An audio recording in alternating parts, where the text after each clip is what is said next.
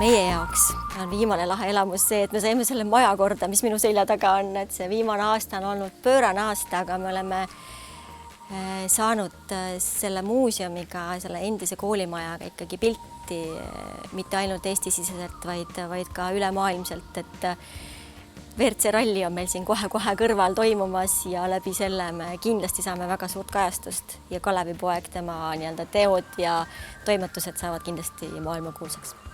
Viimane kõige lahedam, toredam, emotsionaalsem elamus on kahtlemata Kuremaa lossi peahoone renoveerimise lõppemine 2021 august. See võib-olla saab kuidagi võtta kokku sükselt natukene üldisemalt, et hästi lahe kogemus on meie külastajate positiivne tagasiside, et nad tulevad siia ja siis nägu naerul lähevad, ütlevad, et siin on tõesti ülimuhe ja lahe koht ja tahavad tulla tagasi. No, kõige lahedam ongi viimane üritus, mis oli kirikute päev terve valla peale ja see läks väga edukalt ja tore üritus oli tehtud. No siinkandis piinlik tunnistada, aga sündmused meie enda galeriis siin, et see, mis sai tehtud rohkem nagu enda, oma pere ja oma nagu lähikondlaste rõõmuks on järsku muutunud millekski, kus meil toimuvad rahvusvahelise osalusega sellised kamerlikud sündmused ja need inimesed, kes siit läbi käivad ja need vestlused, mis siin toimunud on ausalt uskumatud. Kohvikute päev.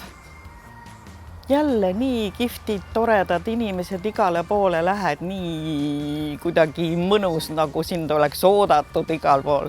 Hästi vahva. Kõigiga saab rääkida, arutleda.